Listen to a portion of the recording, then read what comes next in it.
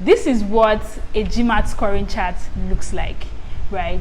What does this even mean? You can see here that someone that has 45 in verbal and which is a high score, because 45 over 51 is a high score, and has 30 in quant, right? The person will score 620. Whereas someone that has 43 in quant and then has 38 in verbal will score 670. Why? Doesn't make sense, right? If you go further down, you have someone that scores 45 in verbal, 44 in quant is getting just 720. Like 45 over 51, just 6 more points. Like, what does this all mean? The Gmat algorithm, scoring algorithm, can be very, very confusing. My name is Tayo, and I spent about 2 years working on the Gmat exam before I finally got a score that was good enough for me to apply to business school with. In the process of everything, I spent time, I spent money, and I spent tears. And my goal for making this video is to help you to not waste your money, not waste your time, and not waste your effort on your journey to getting a great Gmat score. If this sounds like what you like, keep watching to the end. Please subscribe to my channel and like this video. Let's get into it. So the first thing I want us to discuss is the exam and the score structure. So the Gmat scoring is between 200 and 800 with increments of 10. So you have 210, 220, 510, 520, 710. Basically 200, you can't score less than 200 and you cannot score higher than 800, right? Now, even though that's the composite total score, each section has their own scoring. So the Gmat has 4 sections: quantitative reasoning, verbal reasoning, integrated reasoning, and analysis of a written argument. Quant and verbal are scored between 6 and 51 with increment of 1. So you can score 7, you can score 44, you can score 45 between 6 and 51. That's on the quant and on the verbal. While integrated reasoning is scored between 1 and 8. The least you can score is 1 and the highest you can score is 8.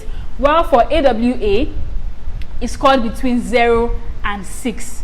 So that's the scoring. Quant and verbal, they are computer adaptive tests. There's an algorithm behind the test that's trying to assess your level of like reasoning essentially, and that algorithm is supposed to grow with you. So if you get a question wrong, you are telling the algorithm that you can't handle that level of difficulty. If you got a question correctly, I telling the algorithm that yes, you are comfortable with this level of difficulty, and the more you answer questions, the more the algorithm will try and place you. And at the end of the test, what you are seeing as your score on that section is where the algorithm has placed you on the level of difficulty. Whereas for integrated reasoning, the questions are prefixed. Integrated reasoning is not computer adaptive. By the time you click on your test to start the test, your integrated reasoning test questions will already be set. Whereas your quant and your verbal questions, they are random. They come based on what the algorithm picks at that point in time.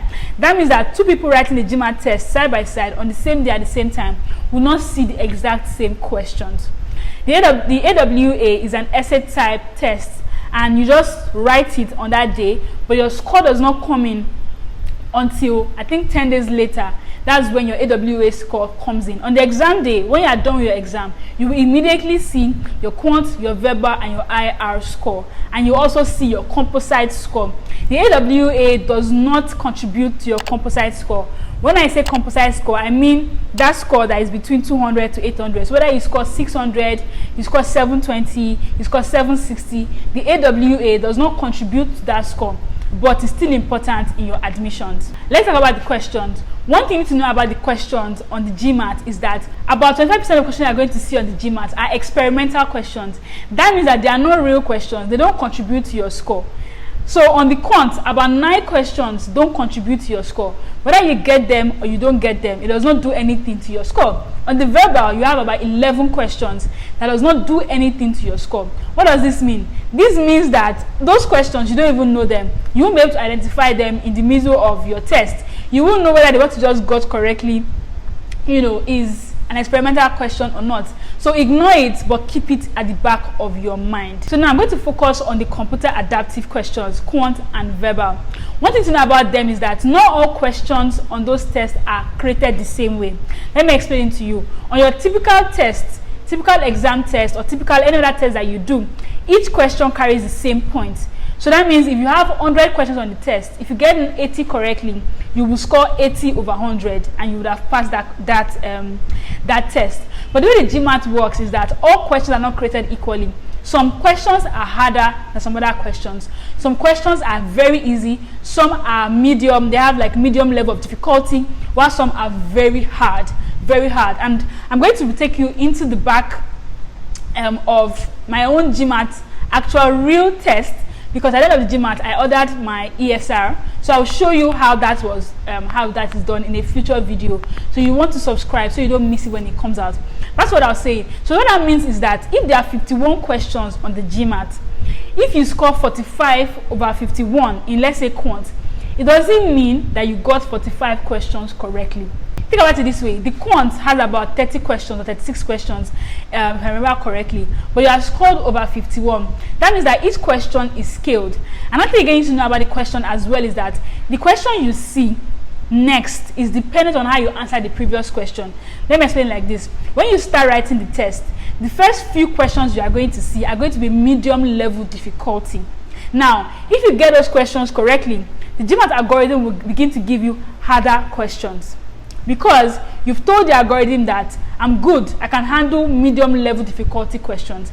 If you get those questions wrongly, the Gmat will begin to give you easier questions, because you are telling the Gmat algorithm that I cannot handle medium level of difficulty questions. Do you understand? And this is how it continues it continues throughout the test. You get medium, hard, easy, medium, and easy. So the question you see next is based on how you answer the previous question. In short, and this point can actually mess with your mind, because there are times in the test where you'll be thinking, oh, this question is very easy, I must have missed the previous question.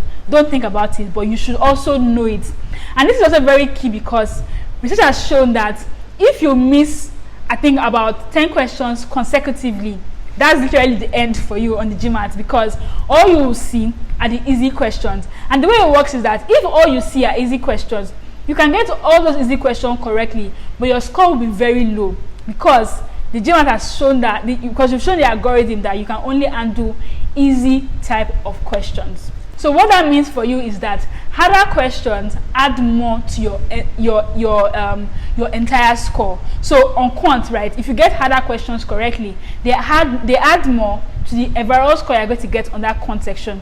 What this means for you is that when you are writing your exam, you want to make sure that you are getting the easy and the medium questions, because if you miss the medium questions, if you miss the easy questions, the Gmat algorithm will never show you the hard questions. You will never get the opportunity to show the Gmat algorithm that you can actually solve those hard questions.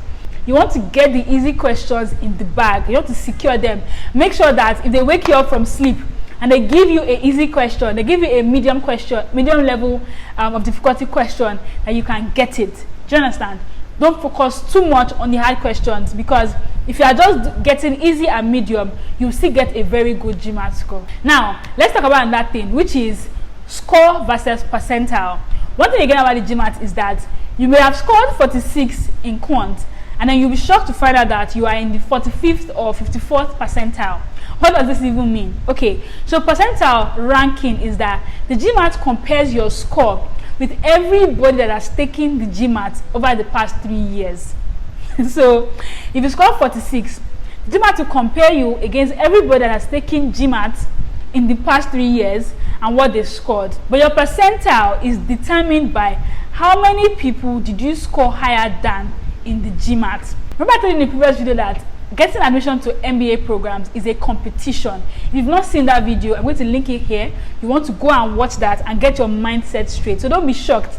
The Gmat is a competitive test. You are competing against everybody all around the world that is writing the Gmat test. So if someone gets a 80% percentile in Gmat, what that means is that they scored higher than 80% of everybody in the world that's writing the Gmat test. Now, every section has a percentile. So quant has its own percentile, verbal has its own percentile, integrated reasoning has its own percentile, and AWA has its own percentile. What that means is that on your quant, you may score 47, right, you will have a percentile for that score. On your verbal, you score something, you have a percentile for that score. Now, which matters? Which one should you focus on? The truth is that both of them actually matters. Your score matters as well as your percentile. So let me give you an example. As at 2021, right, a quant score of 45 over 51 is just 54 percentile.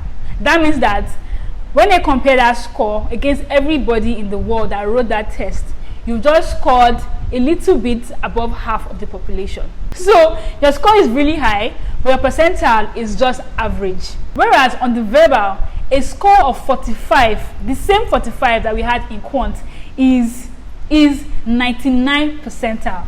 Do you understand that? So 45% 45 over 51 in quant is just 54. Well, it's just 54 percentile. While 45 over 51 in verbal is 99 percentile. This tells you something, and I want to bring it together for you shortly. Let's talk about section weighting. As I said, there's quant, verbal, IR, and AWA. Each of these sections, ideally, they should carry the same weight, but in reality, they do not carry the same weight. And when I learned this thing, this turbocharged my score actually, because I realized that if I get the same score on quant and on verbal, the verbal has a higher percentile, right? And your overall Gmat score is a composite of your quant score, your verbal score, and your IR score. So of course, this means that I should spend my energies on the section of the exam that's giving me the highest percentile. You know, like as a finance person, as an asset manager, when you're building a portfolio, right? Let me geek on you guys for a minute. When you're building a portfolio, it makes sense for you to heavily weight the asset class that is giving you the highest return.